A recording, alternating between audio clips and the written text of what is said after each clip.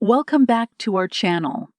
Today, we will explore the healthy and delicious balsamic salmon spinach salad for diabetics. The recipe emphasizes low carb ingredients, healthy fats, and lean protein to help manage blood sugar levels. It's a tasty and nutritious option for individuals with diabetes.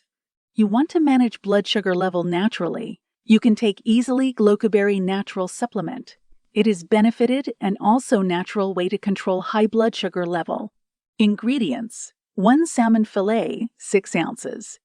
2 tablespoons balsamic vinaigrette, divided 3 cups fresh baby spinach, 1/4 cup cubed avocado, 1 tablespoon chopped walnuts, toasted 1 tablespoon sunflower kernels, toasted 1 tablespoon dried cranberries, toasted 1 tablespoon dried cranberries.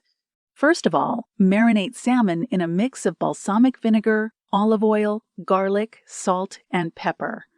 Then place on a broiler pan coated with cooking spray. Broil 3-4 in from the heat for 10-15 minutes or until fish flakes easily with a fork.